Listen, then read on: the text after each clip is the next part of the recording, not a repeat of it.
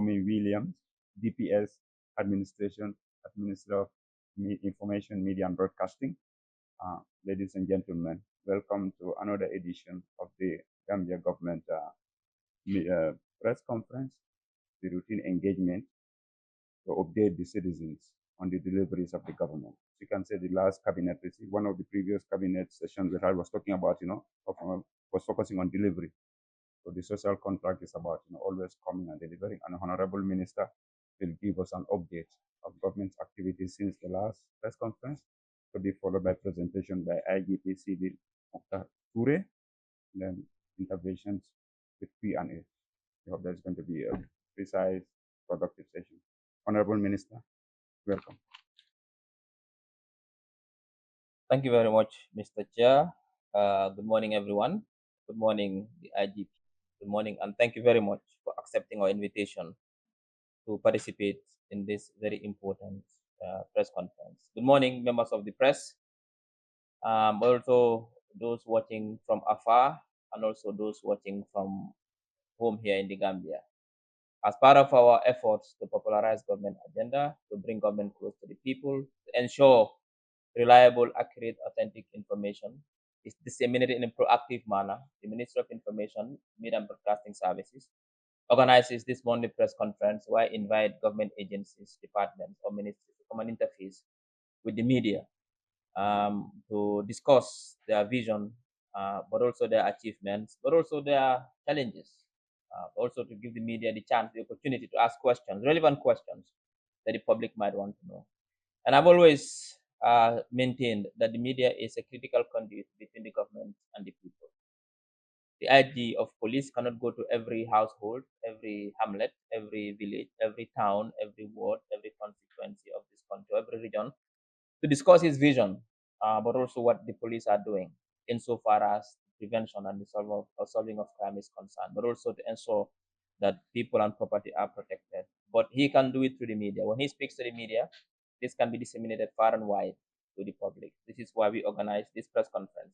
And today we are happy that we have the IG of police and his team to come and talk to the Gambian people, to the media.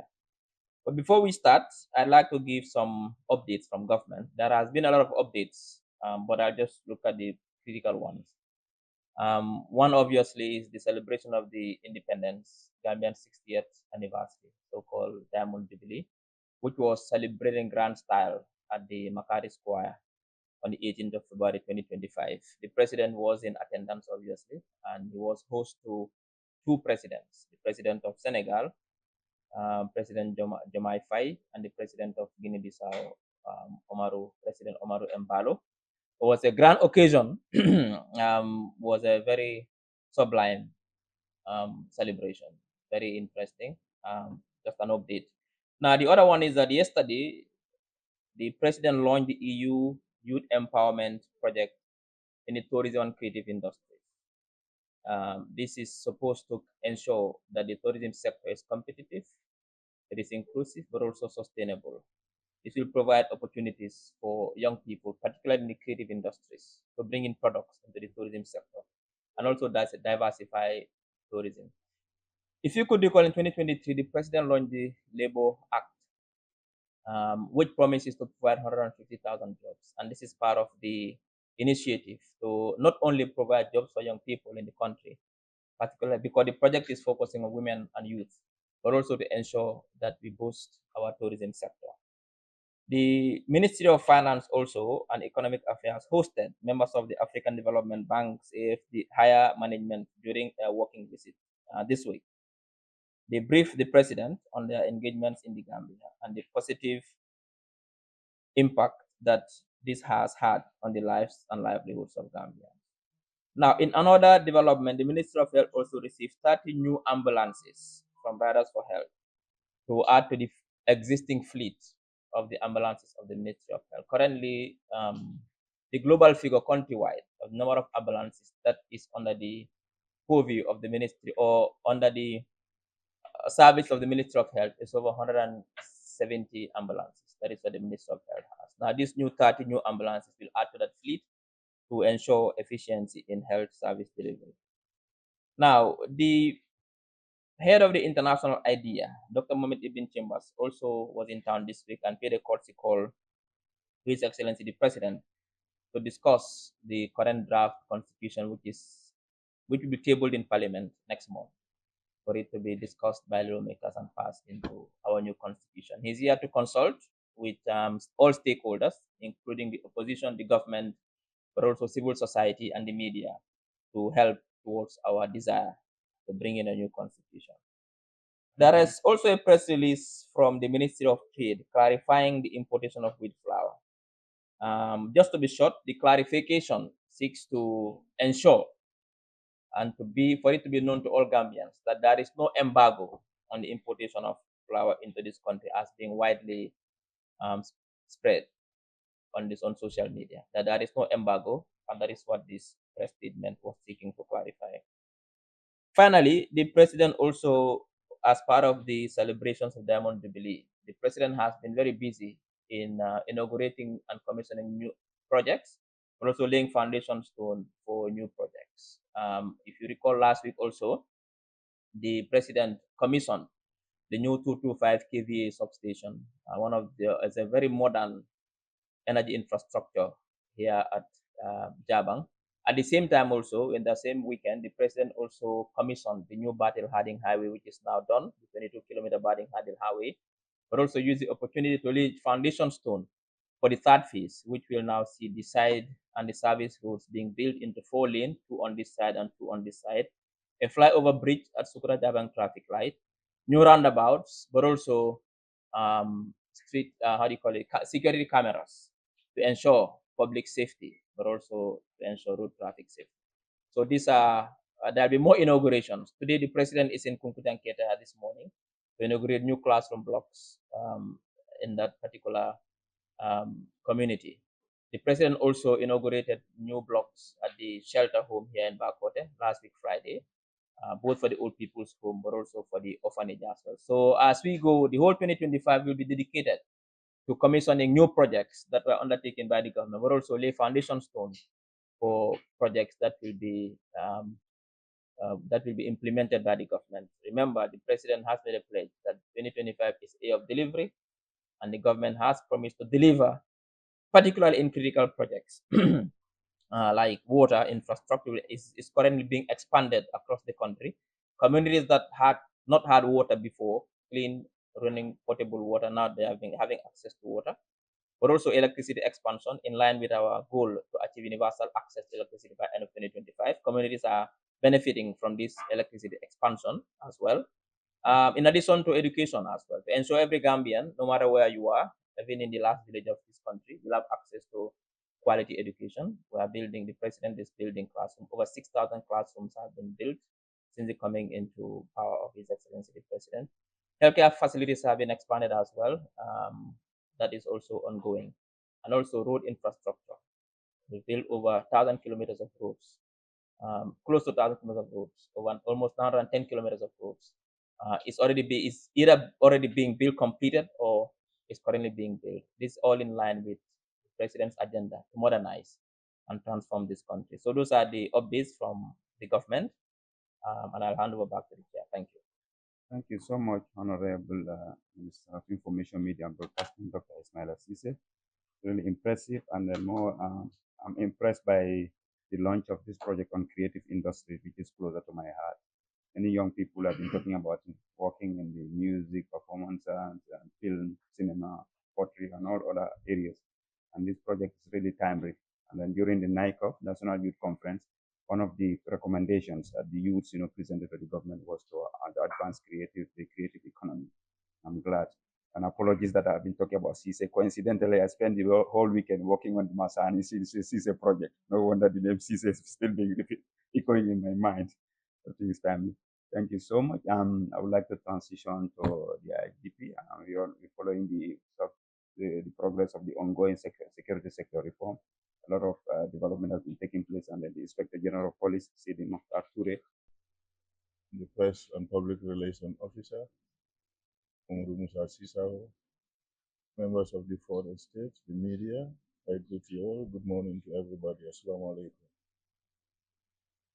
I am invited here by the Honorable Minister, and I consider it very timely, very strategic, in the sense that of recent there are so many information that have been peddled, not only in the social media, but even in our local media outlets.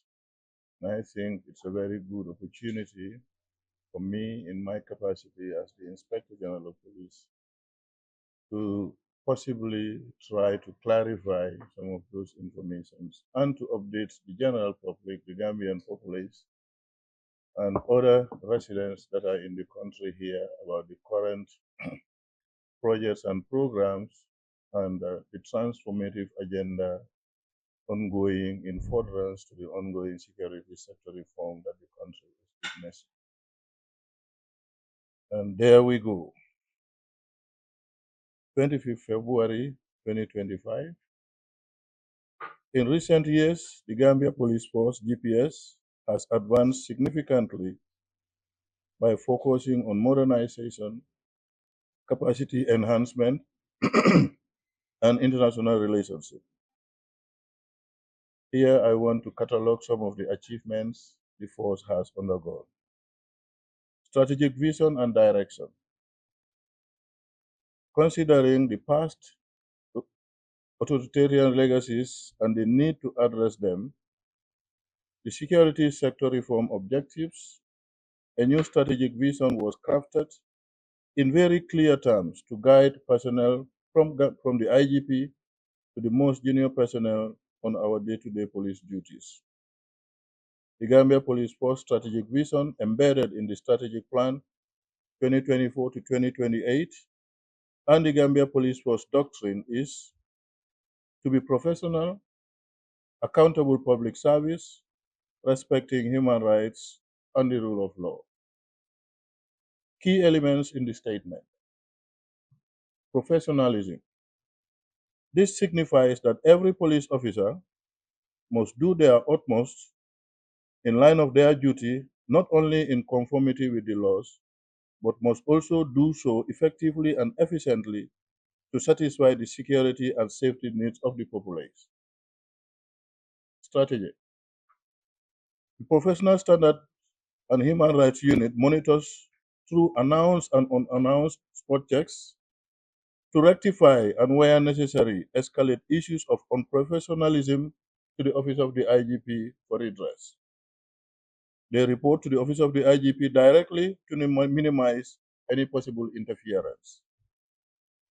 They also receive complaints against police officers and conduct impartial investigations. Naturally, the supervisors are also responsible to ensure compliance to professional standards, and minor breaches of the code of conduct are dealt at their level. Accountability. GPF is more responsive to the concerns and advices of both the governance and oversight institutions now than before. The Ministry of Interior and other ministries, Parliament and departments can all attest to our cooperation with the civilian authorities. Oversight institutions like the National Human Rights Commission and the Ombudsman can all attest to the level of our cooperation in this area. Human rights and the rule of law. Advocacies and trainings on human rights and rule of law have been ongoing to create awareness among the ranks and files of the force. Partners, particularly NHRC, have contributed a lot in this area. We are committed to making sure that our officers are not only human rights compliant, but also become defenders of human rights. Strategy. Our ambition to become defenders of human rights is what, amongst others, what informs the conceptualization of the model police stations. Those who may have visited these stations can attest that they are more human rights friendly, and going forward, we will maintain that standard or improve on it. Happy to note that for the first time in the history of Gambia Police Force, one of the preconditions for re-entry through re-engagement or re-enlistment is the applicant must have a clean human rights record, and this must be established before approval is granted. Transformative agenda. Transformation is a process, and Gambia Police Force is strategically and systematically approaching it to ensure it is achieved in a sustainable manner.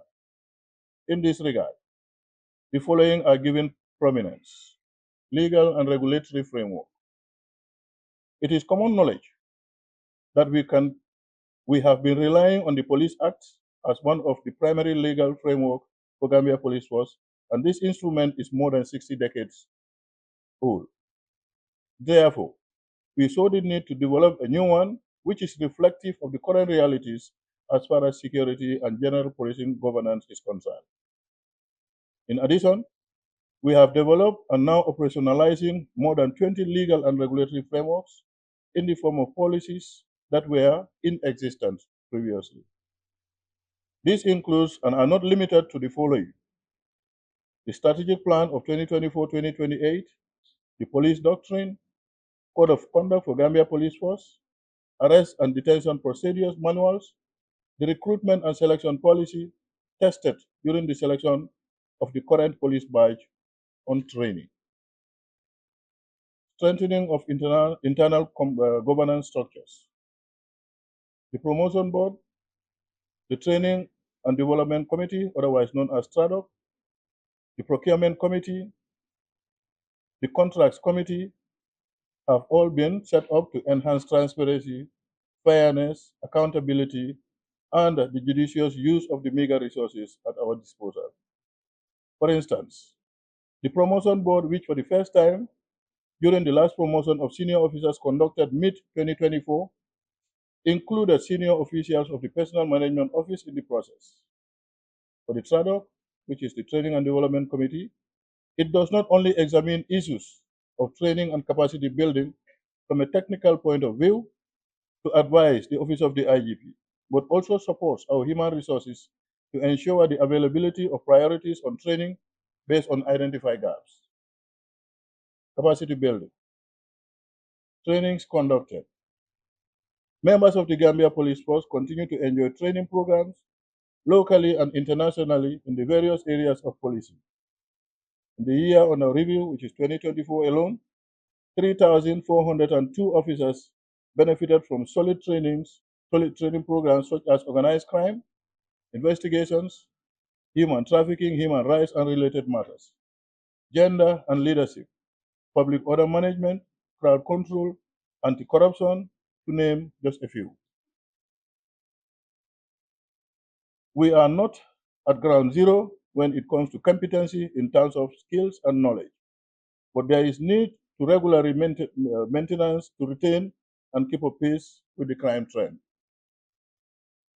Our key challenge is knowledge and dissemination and sustainability. That is why the creation of the standard police training facility remains a top priority for us. Introduction of tailor-made police development programs for Gambia Police Force. New curriculum and training manual. Since the inception, we have been relying on training manual for the training of our recruits that is as old as the force itself. We now have a new training curriculum and manuals which are reflective of the current policing demands and standards, and highly reflective of the human rights and the rule of law issues. The current batch ongoing training are being trained in accordance to the prescriptions in these manuals and the curricula. Diploma in Police Science Program. This is a new training course designed and developed in collaboration with the University of the Gambia for Gambia Police Force staff. And I'm happy to say here, the Honorable Minister for Information, Media and Broadcasting is the main architect for police officers to benefit from this training. But we still bank on him to support us to get the requisite funding to support this program.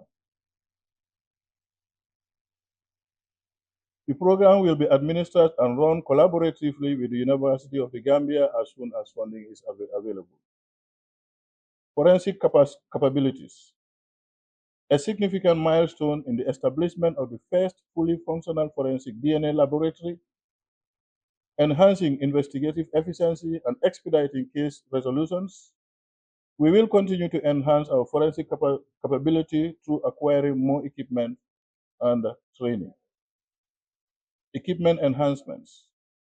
To ensure the effectiveness of our traffic department and to reduce road traffic accidents, crashes, the Gambia Police Force has distributed 60 operational motorbikes plus some vehicles to the Highway Patrol Unit. The Police Intervention Unit and some police stations of the Gambia Police Force accordingly benefited from this.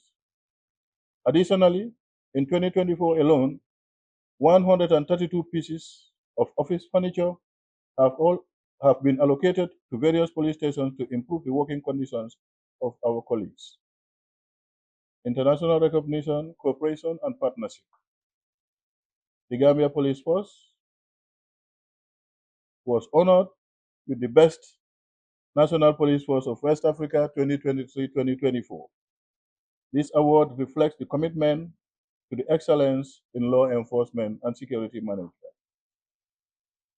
The GPF continues to enjoy fruitful partnership with other international law enforcement agencies, such as the Senegalese Police, National Police, Ghana Police, the Turkish, British, Rwanda National Police, China, and the list goes on.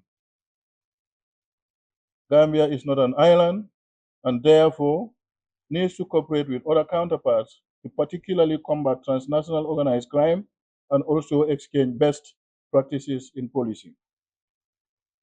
Infrastructure. At least 7 more model police stations are planned to be built in this year, one in each six regions of the country.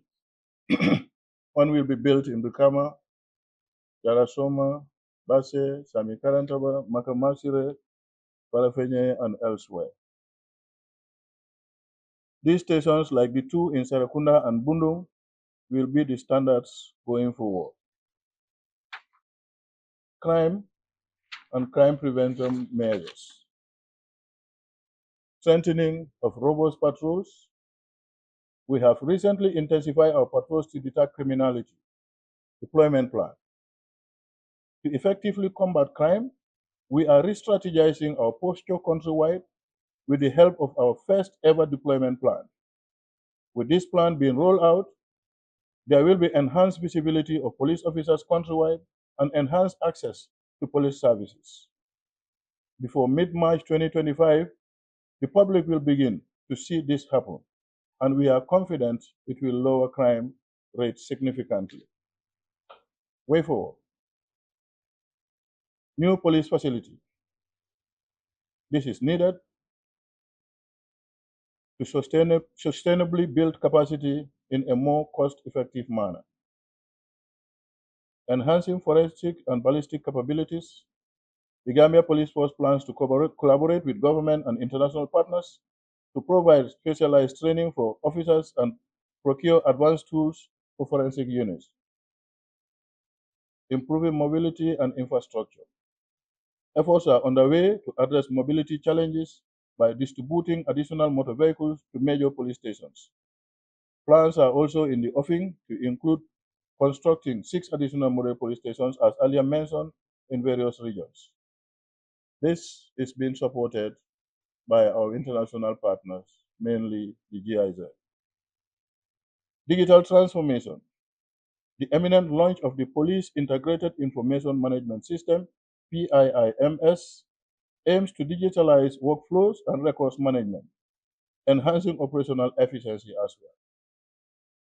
International cooperation, strengthening partnership with international law enforcement agencies is a priority for us. Recent engagements include discussions with Rwanda National Police to share experience and strategies for addressing evolving security challenges. My visit there early last year, to the tail end of the year, availed me the opportunity to have a very fruitful discussion with my Rwandan counterpart, where offers were being made to Gambia Police Force on gratis to send our colleagues there to study in various areas way up to doctorate level.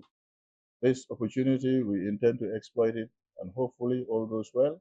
By June of this year, we will send the first batch or first cohorts of police officers to go to Rwanda National Police Academy to undergo various courses in that area. Having said this, I thank you for your kind attention and your presence is appreciated. Thank you very much.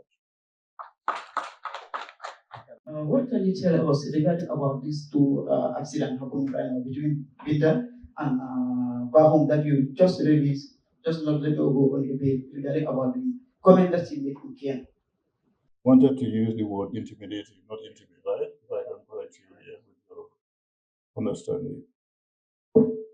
Well, first and foremost, let me clarify the point of being said he is being intimidated. There is no intimidation here. And my colleague, Assistant Superintendent of Police Linda, the little I know in her will never say to anybody that she's being intimidated. So let me clarify that point. Two, I am not aligning myself with the remarks made by Mr. Bahu. It's very much uncalled for, very unnecessary, and I don't agree with those remarks. However, moving forward, everything that takes water, be it a human being, even animals, or ruminants, they make mistakes. And some of those mistakes are the reason why when a goat or a herd of cattle are crossing the road, you see a car hit them. That's miscalculation. I want to believe when Mr. Bahum realized his mistake, he brought down the write-up and profoundly apologized to the people of Kenya and to the entire nation. I consider that a goodwill gesture from him. Now, coming back to the issue of my colleague Binda, the police force is being regulated by various instruments. We're now talking of the Police Act, we're talking of our Code of Conduct, and we're also talking of the General Orders and the Civil Service Rules and Regulations, which does not permit serving members of the force to talk or interfere with the internal politics of the nation. It is the sovereign rights of every individual police officer to be affiliated to a political party. But this must not be manifested so long as you are putting on our. I hope you get my point. That's my position on that. Thank you. So recently you've been in a lot of what measures that the lives and Thank you very much.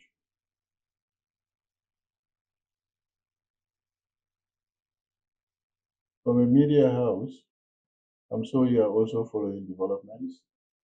2 weeks ago, I convened a press conference at the anti-crime headquarters in Bangalore, where some suspects, with one convict now, were being paraded before the cameras.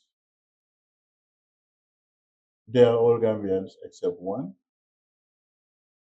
When those unfortunate incidents occurred, majority of us, including myself, thought maybe they are non-Gambians. But then as investigations progressed, we have a very vibrant various units within the police force who were able to track, especially the one that was apprehended in Bissau, Guinea, through the internet. And that was how the leadership team of Gambia Police Force promptly and swiftly dispatched a team of police officers, competent one for that matter, to Bissau, and we spoke with our counterparts, more especially the IGP and the head of the Judicial Police, Dr. Domingos, through the assistance of the Bissau ambassador here. And we were able to get this person. No need to go into details on how we were able to get this. But under 24 hours, he was apprehended. Then the following day, the embassy also facilitated his extradition to the Gambia. At that point in time, we never knew it's the same people that also operated at Al Hela, in a very brazen way, we consider it, early morning, and then attacked that. So the team went out, all out in Banjul. Before 9 p.m. that very day, we were able to arrest the first suspect who led us to the other ones, where they were all subsequently arrested one by one. Now, when they were confronted, all of them agreed that various armed robbery incidents that occurred in the country here way back 2014 was actually being perpetrated by them. Now, they have been processed, investigations are completed. I have the report in my phone here, and we are sending it to the legal office. That's the office of the Solicitor General for legal advice. Now, coming back to a very important question that you asked, the measures that are put in place. I'm sure now, driving around in town, you are seeing a lot of armed police officers patrolling strategic areas, within the Greater Banjul area. This operations is going to continue. And like I mentioned in my presser 2 weeks ago, we have also been supported with massive funding. I would consider it, even though funding is never enough for the security, but $5 million is given to us by the central government to support, daily and night patrols, which are ongoing all over the country, more especially from Brikama all the way to Banjul areas. So when I show you the statistics of crime rate, from the time these arrests and apprehensions were done, you realize that there is a slight decrease. We don't tailor-made figures. I don't personally believe in this. I say it as it is.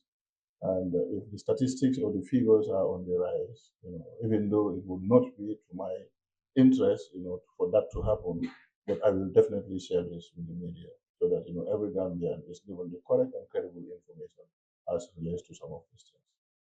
I'm sure you are still listening, even though you are being distracted. Are you listening? Okay. All right, thank you. Next question.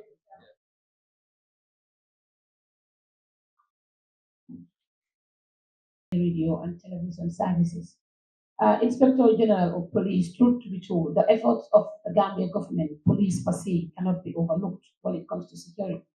Because of recent, we've witnessed the Gambia Police Force just won an award of the best policing. Obviously, that was a very good observation internationally. But with all the strategies and measures put in place, especially issues regarding robbery, when you decide you apprehended the suspects within 24 hours, you as an inspector general went saying that you will resign if the culprits were not apprehended. And definitely Gambians and beyond applauded you for that wonderful work. But with all that, the public and many out there still observe that the rates is still decreasing by the day. Can you clear that for the benefits of the public? Increasing rather. Sorry. Okay. Thank you. Thank you, Shariba. Perhaps after this engagement, if I have access to my phone, I can show you the current rates of crime statistics. If you minus before the apprehension of those criminals, suspected criminals, because they're still being taken to court, yes, there is slight increment, but that relates to violent crime. Immediately after their arrest, if you make comparison, there I will disagree with you that it's still rising. It's on the decline. And let me also clarify this point. I did not say at the press conference that if they are not arrested, I am going to resign. I will still repeat what I said. My statement was, if I realize that me at the apex or at the helm of affairs of Gambia Police Force, we are unable to protect the citizenry of this country. We are unable to minimize because crime cannot be completely eradicated. If we are unable to do this, I will be the one to be very honest with myself, to be very honest with the executive that appointed me, and more importantly to the Gambian people, to say I have failed in my responsibility. That was what I said, and I still stand by this. Thank you.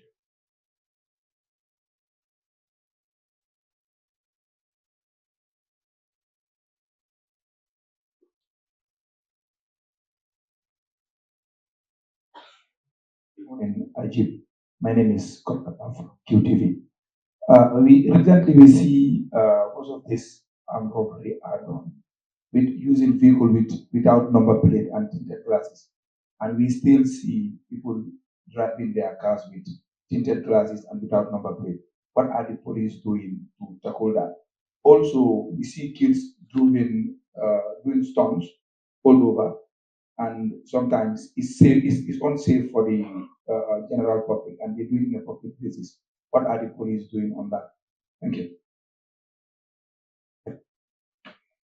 Thank you, Koga. On the issue of stunting, we are doing our level best, but these children change the dynamics every other time. Sometimes we will have intelligence that this particular area is where they intend doing it, and then we will deploy our CIDs with a backup from the PIU.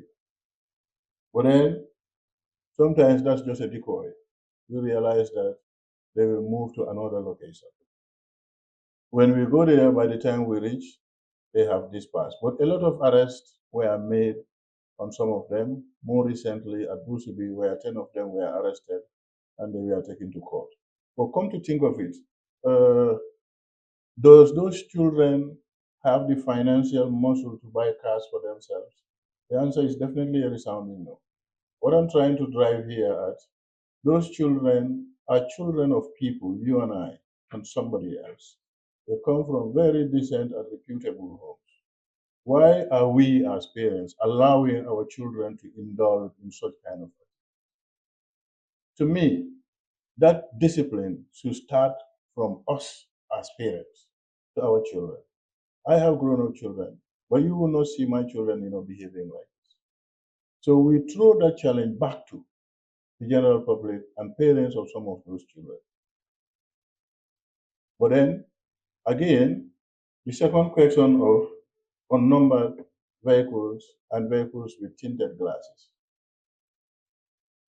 By way of stringent measures, previously, the approval for someone to be able to use tinted glass, if it is factory tinted, is understandable because that means the vehicle actually arrived in the country with that tint.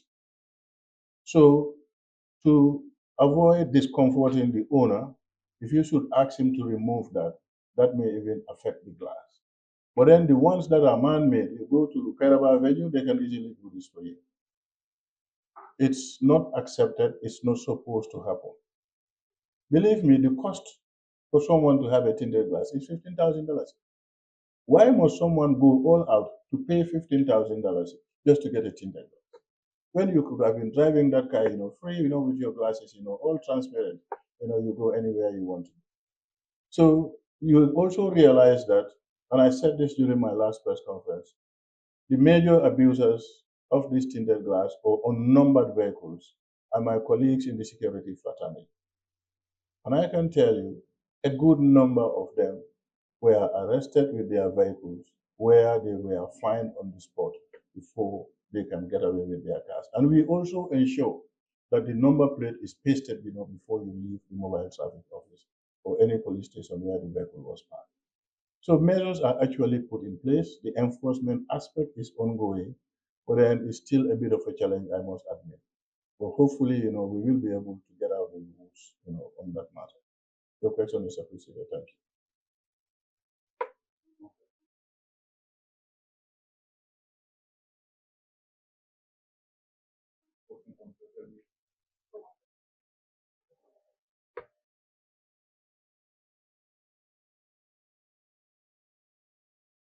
This is a question from WhatsApp sir. Um, when will the Gambia Police Force start looking at vehicles, functionality, and safety, and regulate the issuance of insurance and driver's license?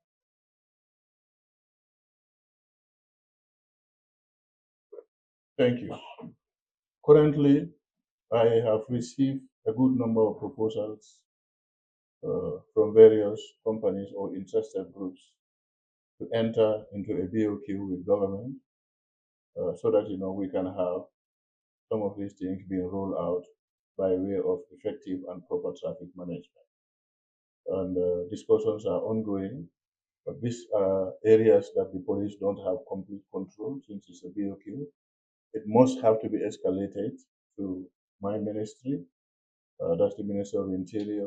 The Justice Ministry also have a role in that because it's a contract. The PPP, and the Ministry of Finance also, have a role to play in it. Right now, we are doing, the editing of some of those proposals, and most of them we invite them for presentation. And what we will normally do, the ones that we think are the best offer for government, we will take them forward them to the ministry. Then the ministry will decide as to which one they think is the best to be offered that contract. Thank you. And last, when the Gambia was grappling with the social problem of Kush in particular, and the police came up with a strategy and established against Kush. Now it seems the problem has been solved. I'm not hearing about Kush anymore. Can you tell us what measures did you put in place? What strategies to fight this menace and solve it once and for all? Honorable Minister, thank you very much. If your fellow Sisekunda is here, he is the right person to answer this question. And that's the Director General of Drug Law Enforcement Agency, Mr. Demba Sise. However, being a security outfit as them, I can jump his gun and talk a little about it. A task force, I'm aware, was being constituted, and this comprises officials of all security establishments in the country, and they go out on outreach programs, also, talk with various officers, conduct or organize, raids. These are ongoing things as far as their work is concerned. But then what minimizes it, I think, also has to do with the reinforcement all institutions has placed at our common borders. That's the land frontier. Because it was flagged and realized that the coast is not coming through the sea, it's not coming by air, it is actually coming through the land frontier. And these are the various entry and exit points we have in the country. In a very porous country, patrols were equally heightened. Immigration were also on their border patrols, supported by armed elements of the police and other institutions. So that really paid dividend. And before we understand, push is completely, I can say with certainty, eradicated or minimized in the country. So perhaps, that measure should be replicated in other areas also, where, hard substances should be curtailed. Thank you, sir. Thank you. Any other questions? Okay, I have a question. I also received a question from the public as document spokesperson. There the issue of community policing, domestic violence, hinted on this stunting, which I think is domestic violence extended to the public space. And also being seen cases of patricide and infanticide, also violence at home. Then how will the police? I remember the police issued a very elaborate press release on punishing people for the law abiding of the law. So what people do in their homes, when the police will not be there to be policing people's bedroom and household. So it is important to amplify. I don't know, in your presentation, how far are you going and also addressing this issue of perception? Crime rate is manageable, but the public perception is that it is still the skyrocket. That is the issue of community policing and also admonishing people to look inward into their domestic relationship. Well, thank you, Deputy Spokesperson. The community policing caravan ended their countrywide tour last Sunday. They were at Boxbar in Senegal Johnson, where they held a very, very well attended engagement with the people of Banjul. 12, 13 days ago, they were in my own home community of here, and the caravan started here in the North Bank after crossing to Bara. So it's a countrywide engagement where not only the senior people of the country are engaged, but more importantly, the school children. The outreach program encompasses all, as long as you are a citizen or a resident of this country. Domestic violence is one of the drama that is being played in every location or this destination that they go. But then When you critically look at domestic violence, sometimes, or most often, it's man-made. It is either between husband and wife, or it's between family members, or it's with parents and children. No matter how aggrieved someone is, no matter how angry, no matter how bitter, I think you should be with the dictates of your conscience and not allow yourself to be consumed by that bitterness or anger. Because in the process of being angry or unhappy, upset, most often the decision that you take are not the best decisions. I think my advice here to all and sundry will be, let's have a true reflection of the issue at hand. Think about it critically and give yourself time before you can take decision. Because if you take any decision at that material point in time, usually it's not always the best. And this is what normally leads to the occasioning of crime, and this crime will be a major crime. Sometimes, death can even occur. I did say this, that we cannot be everywhere. And again, I will agree with you, the perception about the crime rate from the general public. But then we have nothing to hide. If anybody is doubting this, please come to the headquarters. We will share this information, even though certain information are purely and entirely on NTK, that's need to know. But then if you have also elsewhere where you also have another statistics or data to challenge what we have, you're welcome. We're not here to hide anything. Whatever we tell you is what is being obtained by the police. So if you have a divergent view or you have another that is completely different with what we have, challenge us on this. All those are open. Thank you. Is the Gambia Police Force taking any step internationally to make it an end? Because we've observed that many crimes that have been committed in these countries, rarely when you make mention and then it has to be purely Gambians. Especially these current armed robbers, knowing fully that one of the suspects, Mr. Jobate, was once in prison because I work with the Gambia prisons and I recall meeting him at Mile 2 State Central Prisons, now conspiring with some Gambian men to commit such a heinous crime. Is the Gambia Police Force taking any step towards that? Thank you. Sorry, what? We don't want to be xenophobic. I don't want to be xenophobic, meaning I don't want to directly accuse non-Gambians as the ones that are committing, as you will put it, some of these heinous crimes. But come to think of it, we have Usainu Ture, who was jailed yesterday, good prosecution.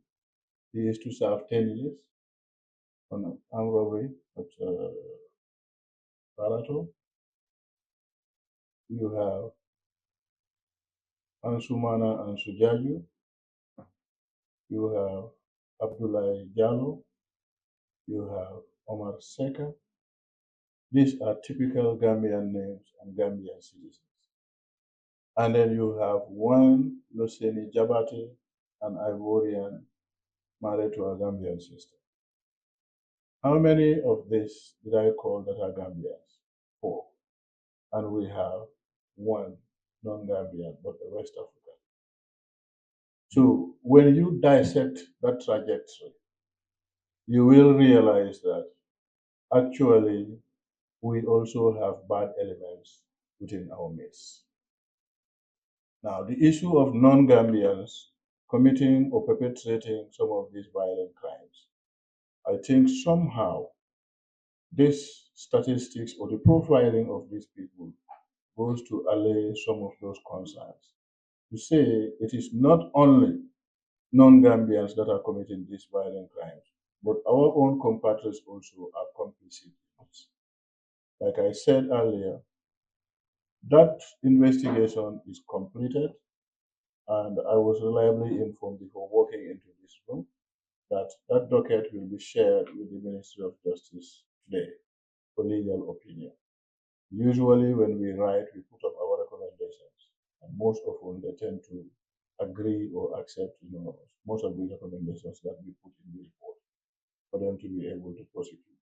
That's the case beyond the level of the police because it's a capital crime. It has to be prosecuted by the state. So when we send, that's where our work stops. Thank you.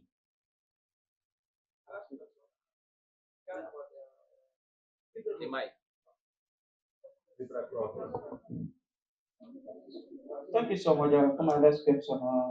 The zebra crossing, we see that now the drivers normally they don't normally wait for people to cross the zebra crossing, but they will normally go. What the police are doing for the safety of the people and any driver can what it is I want to regard about that issue. Thank you. You see, accidentally, if any driver hit any pedestrian crossing the zebra crossing and happens to kill the person, that tantamounts to murder in our laws. It's considered murder. Murder. It's a murder.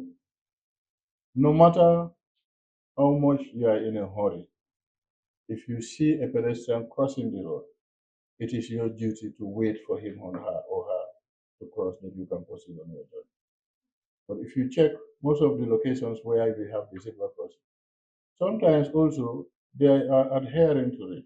And here I want to refer you to a video being done by a Senegalese national on Senegambia here, where Gambian drivers were observing the importance and relevance of zebra crossing, allowing pedestrians to crisscross at a very peak busy hour within this area.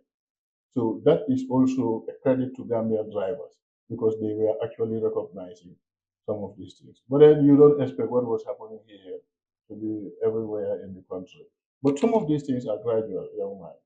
At certain point in time, everybody will adhere to this. Thank you. Thank you. Then final question from this research, asking on behalf of the panel students of the School of Management. Conducted a survey which said that 65.1% of the public are in favor of reform, that is ongoing reform. And she missed that part, why you elaborated on the reforms taking place. Just wanted a summary on how far the police is going in terms of the SSR security sector reform and also the TRRC recommendation. 65% yes? Of the public favors police reform, that is the ongoing transformative agenda. That means they appreciate it. They appreciate it. And But 65 is a good score. Yes, it's like It's a good score. It's a good score. some of the mass and the TRRC recommendations. I don't know whether that's shed light on some of the. Specifically, what does he mean by TRRC recommendation? On the security sector reform. On the security. The National Security Advisor will be very happy to answer this question for you. ONS. Obakar Suleiman Jai. He will be very happy to answer this question. And I will encourage you to be placed with him. He has answers for this. I don't want to be answering questions which are supposed to be answered by other colleagues from the security fraternity. Sorry, what I said. Okay. Thank you. I would like to invite the Honorable Minister for the closing remarks. Thank you very much, Mr. Chair. Sincere thank you and appreciation to the IG of Police, Mr. Sidi Mukhtar Ture, and his entire team and the force for gracing our press conference this month. Unfortunately, this is going to be our last press conference until after Ramadan.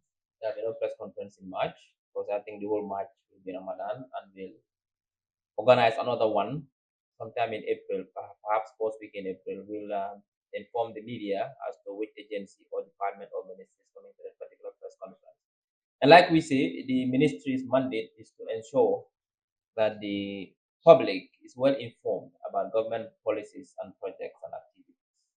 To promote democracy in this country means that we need to have an accountable and transparent government. And we are just for doing that. That is why we ensure timely, accurate, authentic, and relevant information is disseminated in a proactive manner. We call it proactive disclosure.